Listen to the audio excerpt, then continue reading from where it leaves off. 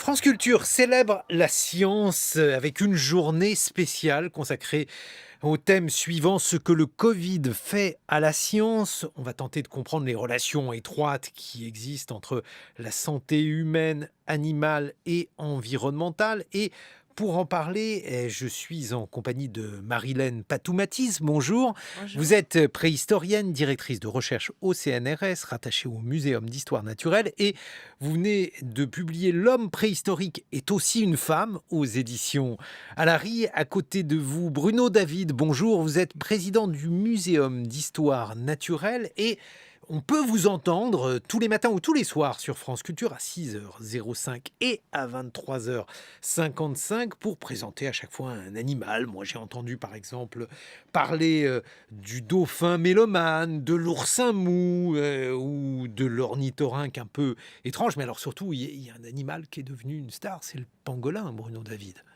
Oui, c'est le pangolin, c'est un petit mammifère, hein, c'est un animal qui porte des écailles, on en a tous maintenant l'image en tête, qui porte des écailles, donc on peut se dire qu'est-ce que c'est que cette chose, là c'est un petit peu bizarre, pourquoi c'est pour un reptile finalement? Parce qu'à l'école on nous apprend que Mhm. les bêtes qui ont des écailles sont des reptiles. Ben non, c'est un mammifère qui aime bien les fourmis, c'est un mammifère forestier qui est assez courant, enfin qui était en tout cas assez courant en Afrique et en Asie, et qui est chassé pour sa chair. Donc c'est comme ça qu'il se retrouve sur certains marchés chinois en tant que viande de brousse. On en a aussi en Afrique en viande de brousse d'ailleurs. Et puis il est aussi beaucoup chassé pour ses écailles qui donnent lieu à un important trafic. Les gens pensant qu'elles sont pleines de propriétés extraordinaires, exceptionnelles, notamment aphrodisiaques, bien sûr, parce que c'est ça qui intéresse tout le monde, hein, c'est les propriétés aphrodisiaques. Hein, c'est pas Marilène Patoumatis qui va me contredire là-dessus. Euh, D'accord. Mais en et ce que fait, je veux dire, il y a autant de propriétés aphrodisiaques dans les écailles du pangolin que dans les ongles oui, c'est ce que j'ai dit dans la chronique, je crois, sur le pangolin. C'est-à-dire qu'en fait, on se ronge les ongles, ça fait à peu près le même effet. C'est de la kératine avec quelques protéines Hmm. liantes. Et puis voilà, ça s'appelle ce qu'on appelle en science des fanères, c'est-à-dire ça fait partie des ongles, des poils, des cheveux, etc. Marilène Patoumatis, mais si vous vouliez parler. Oui, non, non, mais parce que c'est très juste. C'est-à-dire qu'en fin de compte, il y a beaucoup malheureusement, parce que là, c'est pas très drôle, c'est pas drôle du tout, même, il y a beaucoup d'animaux qui sont abattus. Je pense aux rhinocéros, qui vraiment sont dans une situation désastreuse. Tout ça parce que, soi-disant, c'est des poudres de perlimpinpin, quoi. Ils pensent que grâce à ça, ils vont, voilà, il y a une meilleure érection, et enfin, et c'est terrible comment c'est imprégné, là aussi, dans un imaginaire. On sait d'où ça vient. Je pense que ça fait partie, à mon avis, peut-être des mythes. Il faut peut-être revenir très très loin, et que certains animaux sont, voilà, étaient dans un panthéon mythique, etc., et avaient des vertus, avaient des symboles. On parlait de certains animaux que vous avez cités. On pourrait parler de la hyène, justement, qui est un clitoris particulier. Et tout ça Oui, fait parce que que ça la reste dans hyène des est mythes. transgenre. Voilà, exactement. Et donc, ça fait partie c'était même dans les textes antiques. Donc, tout ça, c'est dans l'imaginaire, là aussi, qui viennent du très fond dans la relation de l'homme à l'animal très tôt, considérés comme des dieux, des semblables. Donc, voilà, je pense que tout ça est très lié. Justement, puisque le pangolin maintenant est célèbre, est-ce qu'il a un lien particulier avec les zoonoses? Est-ce que c'est un malheureux hasard, Bruno David? Oh, il n'a pas un lien plus particulier que d'autres mammifères. La probabilité qu'on ait une zoonose, c'est d'abord à travers le contact, la promiscuité. Donc plus il y aura de proximité entre une espèce et une autre espèce, de manière générale d'ailleurs, plus la probabilité qu'un virus puisse passer la barrière d'espèce est importante. Après, il y a une question de proximité phylogénétique également, c'est-à-dire de relation de parenté.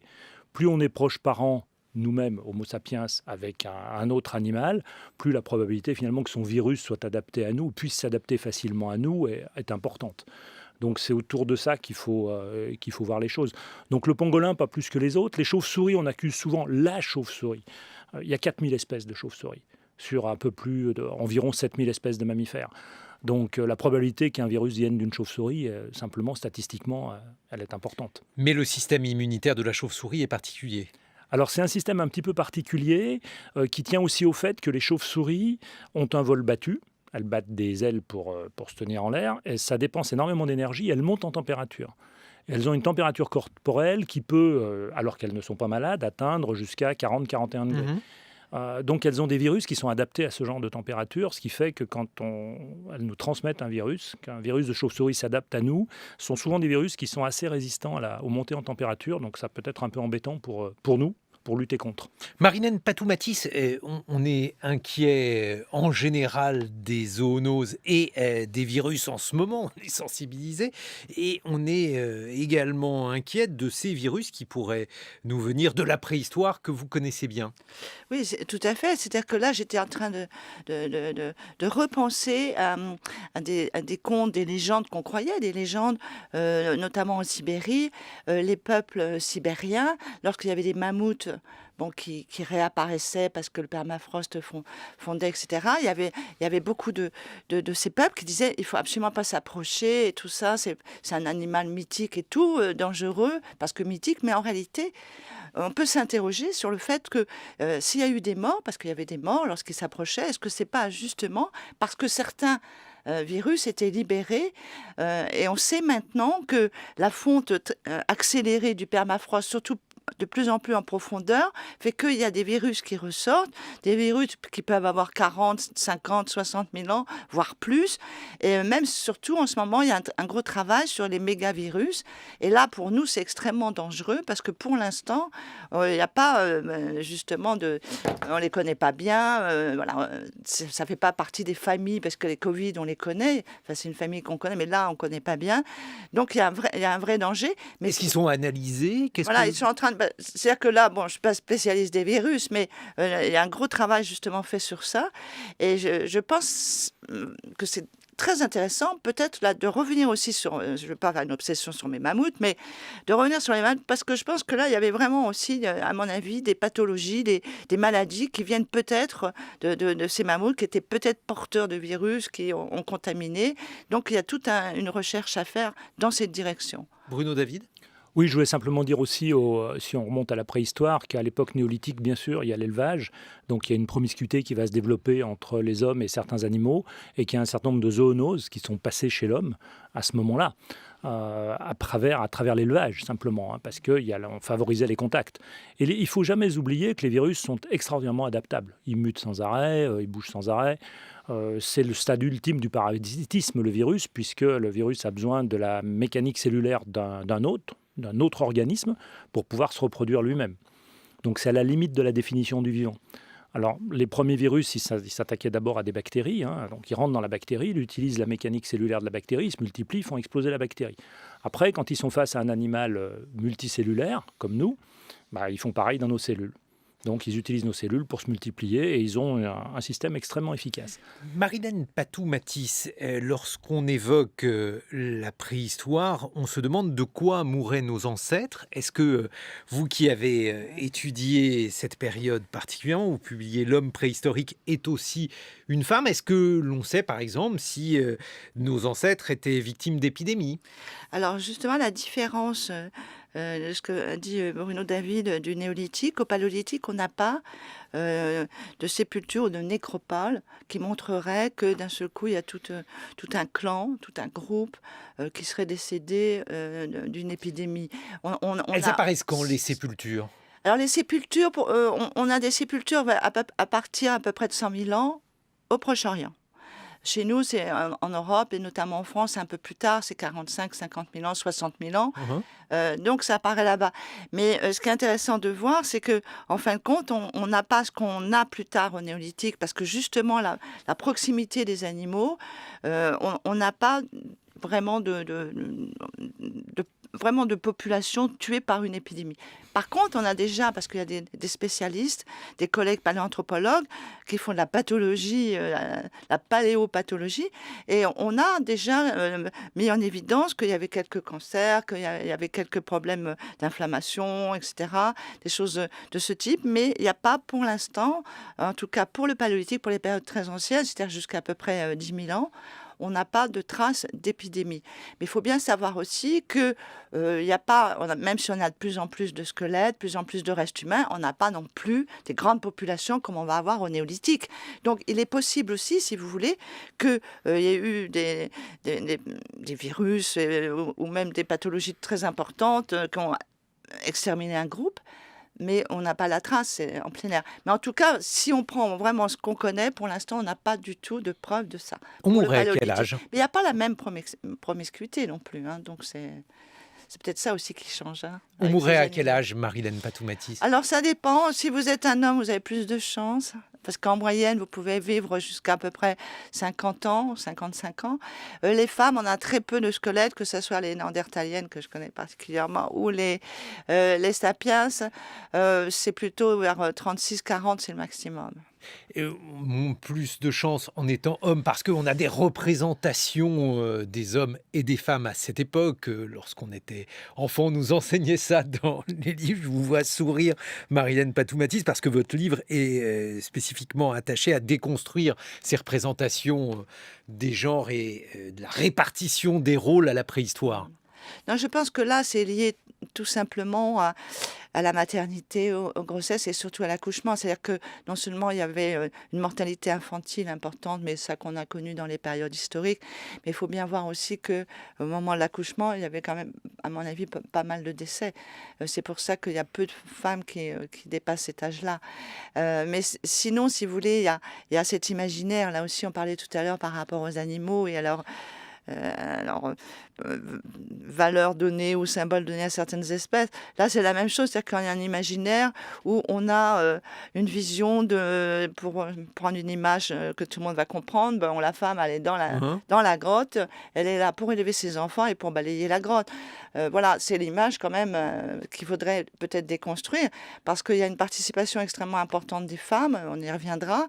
Mais je veux dire, dès le départ, il y a deux choses, c'est-à-dire que non seulement on va tout de suite faire des tâches réservées aux hommes, des tâches réservées aux femmes, mais en plus on va valoriser ces tâches, c'est-à-dire qu'on va valoriser la tâche masculine.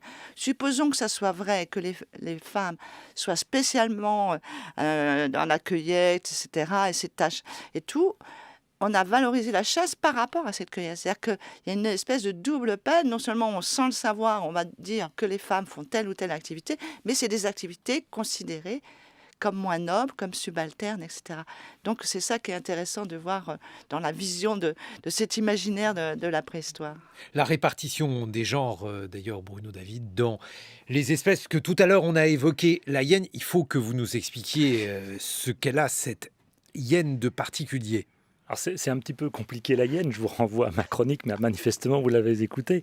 La hyène, elle a un clitoris transformé qui ressemble à un pénis. Donc les gens qui ont vu des... Et en plus, les hyènes femelles sont nettement plus grosses et plus fortes que les mâles. Donc là, on est pour le coup sur une société très matriarcale où les dominantes sont les femelles. Et elles ont un clitoris transformé qui ressemble un petit peu à un pénis. Donc c'est assez étrange. Ça a beaucoup perturbé les gens. Ils ont longtemps pensé que les hyènes étaient hermaphrodites. Ça fait partie des légendes, justement, parce qu'on était un peu piégé par l'observation. Mais ça a un contre-coup. C'est-à-dire qu'en fait, quand la petite hyène est dans le ventre de sa mère, la mère va fabriquer de la testostérone. Ça va masculiniser les embryons d'hyène, et notamment les embryons féminins de hyène. Mais après, il y a un problème de naissance. C'est-à-dire que la naissance, le vagin est bouché, ce qui fait que la naissance se fait par le clitoris. Et que le clitoris est assez long. Et il est plus long que le cordon ombilical. Donc ce qui fait qu'au moment de la naissance, il faut que le cordon ombilical se coupe et puis que le bébé hyène, il continue vers la sortie. Sans alimentation en quelque sorte. On lui coupe son tuyau d'oxygène, si je peux faire une image assez simple. Donc plus il y a de testostérone, plus ça va favoriser la masculinisation de la hyène, plus elles vont être fortes, plus elles vont dominer, mieux elles vont nourrir leurs petits. Donc ça, c'est vraiment un avantage. Mais plus il y a de testostérone, plus leur clitoris va être long, et plus les naissances vont être difficiles. Donc là, il y a un risque au moment de la parturition qui fait qu'elles auront moins d'enfants viables. Donc vous voyez, il y a un équilibre, il y a un compromis à trouver, il y a un côté positif, il y a un côté négatif, et finalement, ça arrive à un certain équilibre. Mais ceci dit, c'est pas drôle d'être un bébé hyène. C'est pas rien, en tout cas, les hyènes. Marilène Patoumatis, ce que l'on a vu à la faveur ou à cause de l'épidémie de Covid, c'est qu'il y avait énormément de questions en sciences, il n'y avait pas de consensus scientifique, celui-ci était beaucoup plus difficile à trouver qu'on ne le pensait. Chez les préhistoriens, par exemple, qu'est-ce qui aujourd'hui agite votre communauté, votre chloroquine, c'est quoi ? Là, je pense que c'est... je ne veux pas faire une obsession sur les néandertaliens, mais c'est vraiment quand même tout ce qui tourne autour de la génétique. de la différence entre les Néandertaliens et les sapiens que nous sommes. Est-ce que ces différences marquées génétiquement avec des caractères génétiques bien différenciés, est-ce que c'est suffisant pour en faire une espèce différente ou pas? Parce que c'était un grand débat. Alors, et là, il y a encore deux camps. Les généticiens et plusieurs paléanthropologues vont quand même en disant c'est vraiment, même s'il y a eu des croisements, même si nous avons des gènes néandertaliens, etc., il y a quand même deux espèces parce que bon, c'est un peu compliqué d'expliquer ici, puis je suis pas généticienne, mais que en fin de compte, c'est pas parce qu'on s'est croisés qu'on est d'espèces différentes, de même espèce.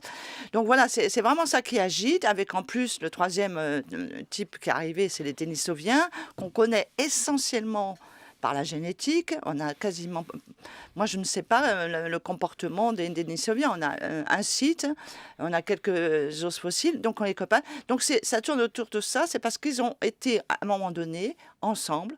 C'est-à-dire que sur la Terre, il y avait ces trois espèces. Et ça, c'est un vrai débat autour de ça pour savoir les relations entre eux, à la fois génétiques, mais aussi au niveau des comportements. Bruno David, est-ce que vous avez été surpris par les polémiques qui ont été engendrées par le Covid? Bah écoutez, j'ai surtout été peiné. Surpris, non, pas vraiment, parce que les hommes sont les hommes, mais c'était une opportunité peut-être de se faire valoir pour certains à certains moments de la pandémie. Mais on a un peu oublié qu'une intuition, c'est pas un fait scientifique. Qu'un fait scientifique, ça se démontre. On a un peu oublié aussi que la science, c'était pas une affaire de démocratie. Je suis désolé, mais c'est pas parce qu'il y a le plus grand nombre qui va dire ceci que c'est la vérité scientifique, que c'est un fait scientifique avéré. Il faut prendre du recul, il faut réintroduire de la rationalité. Et je pense que peut-être parce que c'était trop à chaud, peut-être parce que ça nous impliquait trop directement et ça impliquait notre santé, et on était tous concernés, on a oublié ça. On a oublié d'avoir suffisamment de rationalité là-dedans. On s'est plus appuyé sur des intuitions qu'autre chose. Et puis, j'entendais la chronique sur Israël tout à l'heure. Il ne faut pas oublier que la science, elle n'est pas idéologique non plus. Il faut arriver à séparer les registres. Et on a mélangé les registres pendant cette pandémie. On continue d'ailleurs de les mélanger. Et ça m'attriste comme scientifique. On vous retrouve dans quelques instants. Marilène Patou-Matisse, L'homme préhistorique est aussi une femme. C'est votre livre publié aux éditions Alary. Bruno David, vous êtes président du Muséum d'histoire naturelle. Et on retrouve votre chronique Le monde vivant à 6h05 et à 23h55 sur France Culture. Mais en attendant, il est 8h et c'est le journal sur France Culture. Excellent réveil à tous. 7h, 9h, les matins de France Culture. Guillaume Erner. France Culture célèbre la science aujourd'hui, ce que le Covid-19 a fait à la science. Pour en parler, je suis en compagnie de Marilène Patou-Matisse, préhistorienne. Vous publiez L'homme préhistorique est aussi une femme aux éditions Alary. Et nous sommes en compagnie de Bruno David, président du Muséum d'histoire naturelle. Et je dois dire qu'il y a une tribune Une planète, une santé prévue au Jardin des Plantes le week-end prochain, le Jardin des Plantes à Paris, n'est-ce pas Bruno David? Oui. Les tribunes sont des rencontres entre des citoyens et des scientifiques, pas forcément d'ailleurs que du muséum, dans le grand amphithéâtre du muséum, dans le Jardin des Plantes. Et on essaye de donner une forme un petit peu ludique, un petit peu décalée à cette chose-là. Donc le matin, c'est souvent dévolu pour les enfants, c'est pour les enfants. Et puis l'après-midi, c'est plutôt pour les adultes. Et on avait choisi ce thème, Une planète, une santé, il y a plus d'1 an, avant la pandémie. On voulait le faire au moment du Congrès mondial de la nature de l'UICN à Marseille au mois de juin, mai-juin, et puis on a décalé. Et effectivement, on est tombé en pleine actualité, je dirais de manière un petit peu sinistre quand même, parce que ça veut dire qu'on avait pressenti ce qui se passait. Vous l'aviez pressenti et aujourd'hui que nous sommes en plein dans cette pandémie, selon vous, la responsabilité de la science ou les rôles dévolus à la science avec cette pandémie, quels sont-ils? Quelles sont les responsabilités du milieu scientifique? Alors, c'est pas que des responsabilités, mais on est face à plusieurs défis. Et le muséum, d'ailleurs, est au cœur de cela et doit relever ces différents défis. Je pense qu'il y a déjà un premier défi qui est un défi culturel, qui est comment est-ce qu'on parle de science finalement à des gens qui sont de moins en moins acculturés à la science par leur éducation, par leur instruction, par ce qu'ils entendent, etc. Donc comment est-ce qu'on relève ce défi culturel? Les tribunes en font partie. Bien sûr, on est en train d'éditer, le muséum est en train d'éditer une série de 12 podcasts. Il y en a 6 qui ont été diffusés au printemps, il y en a 6 qui sont diffusés en ce moment, qui traitent de questions de démographie, d'alimentation, d'environnement, de crise, de sciences citoyennes, etc., etc. Et là, vraiment, on parle aux citoyens. On essaye justement de relever ce défi culturel. Il y a un défi éthique qui est comment est-ce qu'on habite la Terre? Jusqu'où va-t-on? Ça pose des questions d'économie, de consumérisme, de relation à la planète, de choses comme ça. Et la tribune Une planète, une santé répond en partie à ce défi. Et puis, il y a un défi numérique également, qu'on connaît tous, et qui fait qu'on préfère croire ce que raconte notre voisin de réseau plutôt que de penser que les faits scientifiques sont exacts. Et on est face à ça. Et un muséum comme le Muséum national d'histoire naturelle doit relever ces 3 défis et s'inscrire notamment dans les débats de société pour essayer de les relever et y participer et ramener, comme je le disais tout à l'heure, plus de rationalité dans le débat. Marilène Patou-Mathis. Oui, je voudrais ajouter que c'est très très important de voir aussi l'avenir dans les jeunes. Et là, on constate qu'il y a quand même une baisse d'étudiants dans les sciences. Et ça, c'est très, très important. C'est vraiment là aussi un défi, et je crois que le muséum est vraiment dans cette action qu'il faut relever. Parce que ça, c'est fondamental. S'il y a une baisse importante d'universitaires, mais même déjà, on voit bien l'intérêt pour les sciences, il faut vraiment toujours la stimuler. Je crois que là, on va vers des graves problèmes parce que, évidemment, s'il y a de moins en moins de scientifiques, je veux dire, à mon avis, il va y avoir de la place, comme on dit toujours, plutôt au réseau, à ceux C'est qui peut-être doutent, parce que à c'est ceux qui très... doutent pas, voilà, c'est un problème. Et là, je voudrais revenir aussi sur les filles. Et j'encourage là aussi les filles. La science, elle est ouverte à tous, elle peut être comprise aussi bien pour les garçons que pour les filles. Parce que là, en plus, non seulement il y a moins de jeunes, mais aussi, surtout dans les sciences qu'on dit dures, hein, il y a de moins en moins de filles qui vont vers ces domaines. Et ça, c'est terrible. Je pense que ça peut être très, très négatif. Indépendamment de ça, ce que je voudrais dire aussi, c'est qu'on n'est plus au 19e siècle ou au 18e siècle où quelqu'un de très cultivé pouvait embrasser des pans entiers de la connaissance de l'époque. La science est devenue de plus en plus compliquée. Chaque chercheur est sur un domaine qui est relativement étroit, entre guillemets, et c'est difficile parfois de faire passer les messages. Comme le disait Marilène Patou-Mathis, quand on est sur de la physique quantique ou de l'astrophysique ou de la cosmochimie, je prends pour partir un peu dans les étoiles, c'est pas facile de faire passer les messages. C'est compliqué. La science est devenue compliquée, elle est devenue une affaire de spécialistes. Donc il faut des passeurs de messages. Et c'est vraiment là où on est au cœur du défi culturel que doit relever un établissement comme le muséum, parce que c'est là justement que se passent les messages. Et ça fait partie des choses très importantes. Et je pense que la journée que vous organisez sur France Culture en fait partie.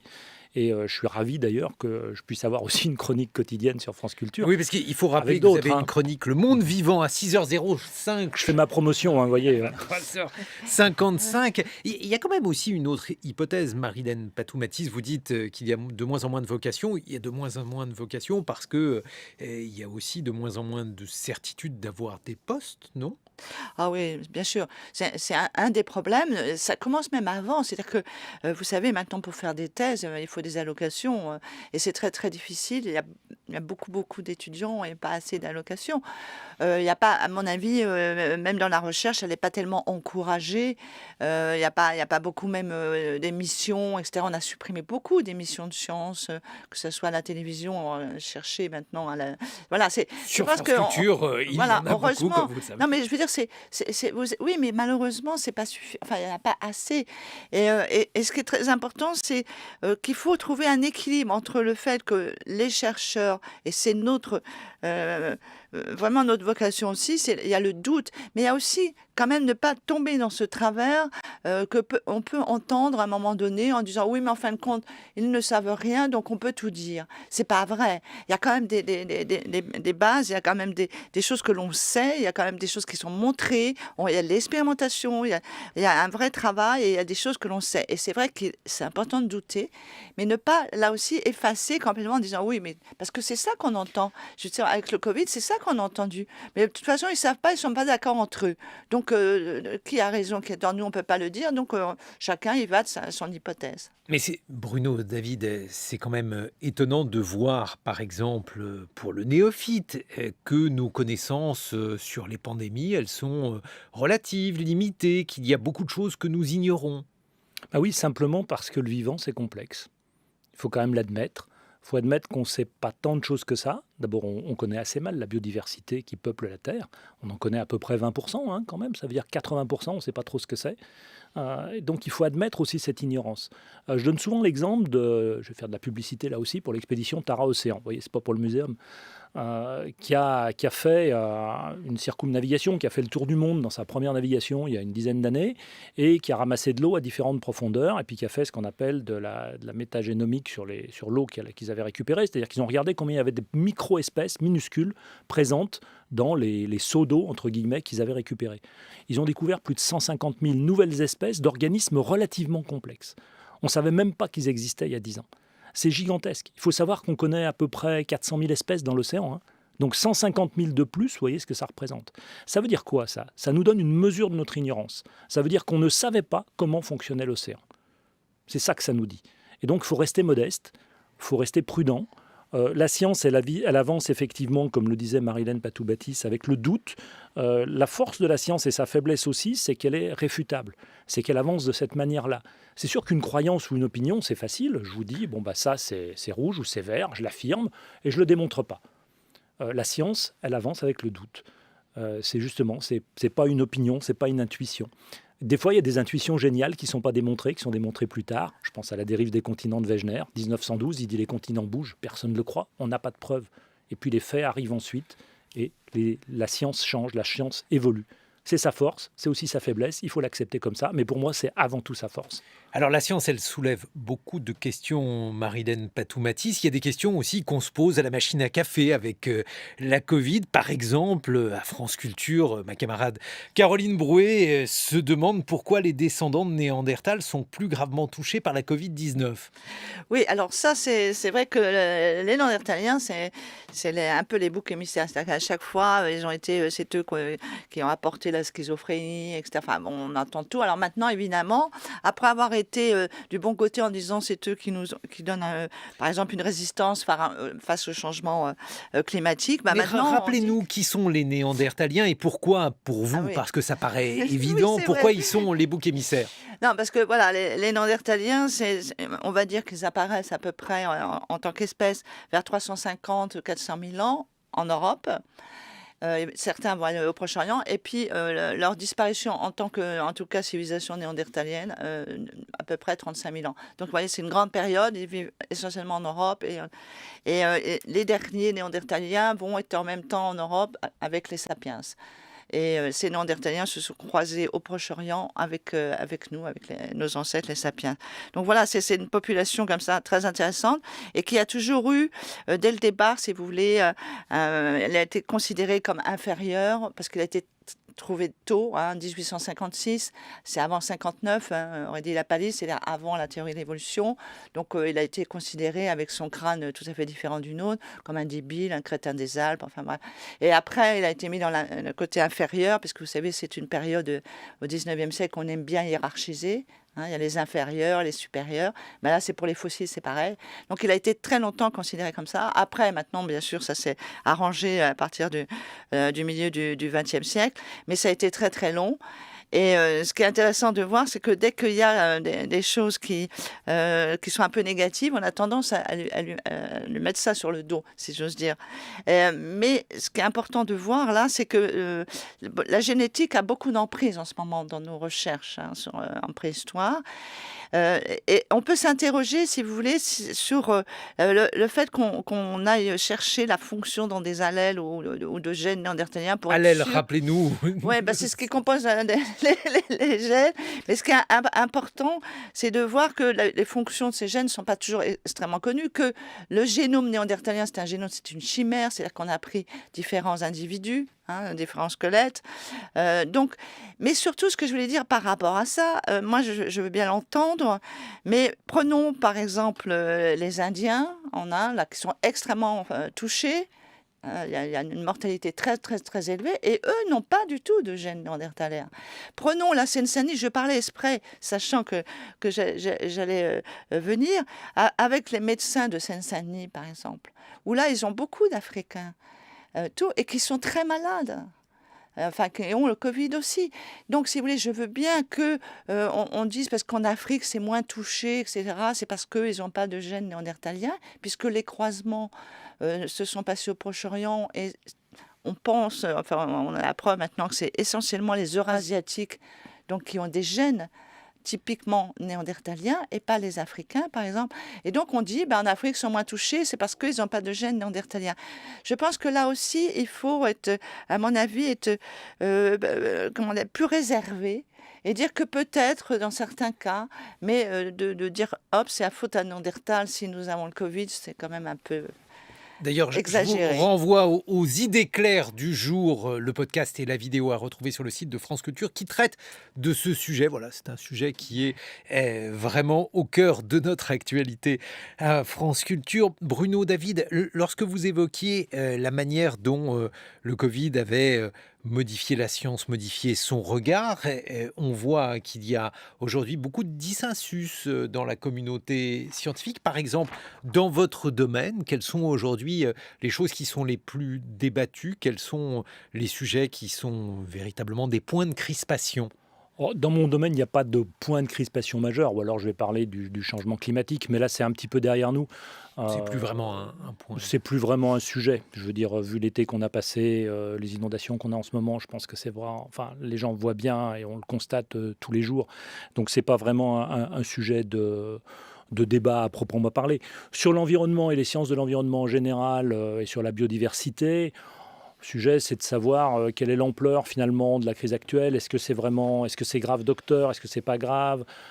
Combien il y a d'espèces qui vont être en déclin? C'est des choses comme ça, mais tout le monde s'accorde pour dire que ça décline. Parce que le fait justement de dire que ça décline, et dans le même temps, vous nous expliquez qu'on vient de découvrir 150 000 espèces lorsque l'expédition Tara Océan a prélevé de l'eau dans les profondeurs. Est-ce que justement, ça n'est pas relativisé? Est-ce qu'il n'y a pas des espèces qui apparaissent? Non, ça n'est pas contradictoire. Ça n'est pas contradictoire, ça c'est une mesure de notre ignorance, c'est ce qu'on connaît, mais les espèces, elles existent.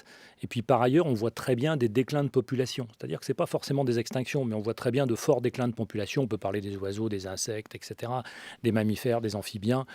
Il y a des déclins de population qui, in fine, peuvent se traduire par des extinctions. C'est là-dessus qu'on nous alerte d'ailleurs, et c'est là-dessus que je vous alerte.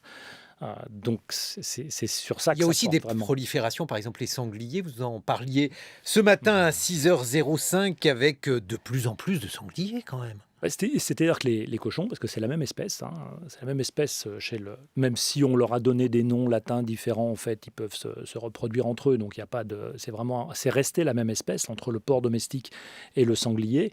Et c'est une espèce très prolifique. Donc effectivement, s'il n'y a pas les prédateurs du sanglier, les sangliers vont avoir tendance à se multiplier. Donc on va se retrouver dans une forêt X ou Y avec peut-être trop de sangliers. Et il va falloir réagir par rapport à cette pullulation de sangliers, parce qu'ils vont vraiment pulluler. S'il y a des lynx, des loups, des grands prédateurs, il y aura moins de sangliers, on aura un équilibre qui va s'installer. Je sais bien qu'il y a des loups en France, mais... On n'a pas forcément envie d'avoir des loups dans toutes les forêts françaises. Enfin, c'est des questions qu'on peut se poser. C'est un autre grand débat. Alors ça, par contre, c'est très polémique. Mais c'est très polémique. Mais après, ça rejoint de comment l'homme se comporte sur la planète. C'est ce que je disais tout à l'heure sur le défi éthique. C'est finalement comment est-ce qu'on habite la Terre. Jusqu'à quel point on veut habiter la Terre, s'installer dessus. On est une espèce animale parmi d'autres espèces animales. On a parfaitement le droit, légitimement, d'habiter la Terre. Il n'y a pas de sujet là-dessus. Il faut savoir jusqu'à quel point, jusqu'à quel équilibre, et si on n'est pas en train de détruire la Terre qui nous nourrit au sens large, parce qu'on a besoin des autres espèces. Et si je peux rajouter quelque chose, pour revenir aux espèces sauvages et à la crise de la Covid-19, c'est qu'on pourrait être tenté, parce qu'on se dit, mais ces sales bêtes sauvages nous amènent des tas de virus, c'est quand même pénible ce truc, ces zoonoses, il suffit de se débarrasser de ces espèces. Mais il n'y a qu'à les tuer finalement, enfin franchement, pourquoi on s'embête avec ça? Mais quand on est face à des pathogènes, que ce soit des bactéries, des virus ou des parasites, il y a une théorie qui s'appelle « kill the winner », tuer le vainqueur. Et en fait, l'espèce qui va se mettre à trop dominer, à être trop présente, à être trop nombreuse, elle va se coller une cible dans le dos et ça va être l'espèce cible des pathogènes. Parce qu'eux, ils vont s'adapter. C'est-à-dire que si on leur donne une grande diversité d'espèces, ils vont se distribuer sur cette diversité d'espèces, et ils nous laisseront quand même à peu près tranquilles. Si on réduit cette diversité en croyant s'en débarrasser, on ne va pas du tout s'en débarrasser, mais ils vont tous se tourner vers nous. Ce que vous êtes Donc en ça train de serait dire la est assez pire des menaçant. solutions. Mais non, c'est simplement la pire des solutions. C'est comprendre qu'il y a un lien entre la santé humaine, la santé animale et la santé des environnements. La santé humaine, la santé animale, ça fait déjà quelques temps qu'on a réalisé, enfin pas tant de temps que ça non plus, à travers les pandémies qui ont pu se déclarer ou des maladies qui ont pu se déclarer venant de nos élevages. On n'a pas fait le lien suffisamment avec l'environnement. Mais la santé environnementale et la diversité biologique de ces environnements, c'est la meilleure protection qu'on puisse avoir contre les pandémies.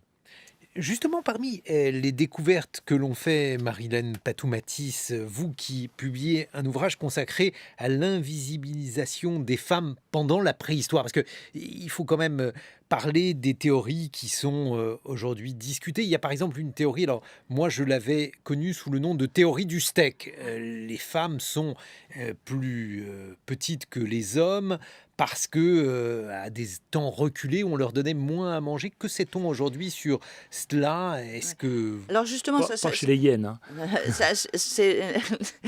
Je pense aussi pas au paléolithique, parce qu'en fin de compte, toutes les études montrent que bien sûr, il y a peut-être quelques kilos et quelques centimètres en moins chez les femmes, mais en réalité, elles sont extrêmement robustes. C'est-à-dire que toutes les analyses, toutes les études montrent que ce sont des femmes extrêmement robustes, beaucoup plus que la moyenne, parce que là, on parle toujours de moyenne que nous. Ça, c'était aussi une idée. Elles ne sont pas du tout fragiles, comme on pouvait l'imaginer. Et voire même, il y a des études pour des femmes néolithiques d'Europe centrale qui montrent que leur robustesse, que leur puissance musculaire était équivalente aux sportifs de maintenant qui s'entraînent à lancer le poids, le javelot, etc. Donc, au contraire, on montre ça. Ce qu'il y a, c'est que on a aussi des témoignages avec ce qu'on appelle la biogéochimie, que l'alimentation au paléolithique, en tout cas, des hommes et des femmes est la même, c'est-à-dire qu'il y a une consommation très importante de la viande dans les deux. Donc voilà, il n'y a pas de viande pas et genré, l'apparition de la viande cuite. la viande cuite aussi, voilà, tout ça, on pense que c'est à peu près, enfin des preuves vers à peu près peut-être 500 000 ans, on aurait déjà des foyers. Une date importante puisque Très important, puis la cuisson, etc. Et puis surtout la cuisson dépendance. provoque un apport de protéines plus important. Oui, et puis surtout aussi, c'est plus au niveau du métabolisme, c'est plus digeste, etc. Donc c'est quelque chose d'important. En plus, ça augmente la diversité justement des aliments, puisqu'on peut prendre des plantes qui sont toxiques quand elles sont crues. Et là, ce que je voulais dire, ce qui est important de voir, c'est que s'il y a un changement, il apparaît peut-être à la fin du néolithique, enfin en tout cas dans ces périodes-là, où là, on va avoir plus d'alimentation végétale donc chez les femmes que chez les hommes. Et c'est vrai qu'on sait aussi, même pendant les périodes historiques, il n'y a pas si longtemps, que souvent on réservait la viande plutôt pour les garçons que pour les filles. Donc ça c'est vrai, mais ça apparaît, disons, en tout cas pour moi, plus tardivement qu'au paléolithique. En conclusion, Bruno David, justement, cette question du genre chez les animaux, alors on a vu que chez les hyènes, c'était franchement compliqué. Il y a d'autres animaux qui ont, comme cela, des répartitions de genre qui ne sont pas semblables. Oui, bien sûr. Il y a des animaux. Alors généralement, quand même, les sex ratios, c'est à peu près 50-50. Hein. Chez la plupart des animaux, simplement parce que là aussi, il y a ce qu'on appelle un compromis. C'est-à-dire que parce qu'on pourrait se dire, il faudrait qu'il y ait plus de femelles, de femmes, de femelles, on va dire, chez les animaux, hein, que de mâles en général, parce que finalement, un mâle peut féconder beaucoup de femelles, et donc s'il y a beaucoup de femelles, ça va marcher comme ça. Mais dans ces cas-là, il y a un avantage adaptatif à faire des mâles. Donc, les femelles qui vont faire plus de mâles vont être avantagées, vont mieux transmettre leurs gènes que les femelles qui feront plus de femelles. Et donc, il y a un compromis qui s'installe et on est généralement à 50-50 chez la plupart des mammifères. Alors après, il y en a qui sont plus grosses. On a vu chez les hyènes que c'était l'inverse que chez beaucoup d'autres animaux. C'est les femelles qui dominent. C'est bien aussi des fois. Chez les bonobos, chez les bonobos, voilà. Ils sont très proches de nous, les bonobos. Merci Marilène Patou-Mathis. L'homme préhistorique est aussi une femme. Votre ouvrage publié aux éditions Alary. Bruno David, on vous retrouve dans Le Monde Vivant à 6h05 et à 23h55 sur France Culture et à retrouver bien entendu sur franceculture.fr.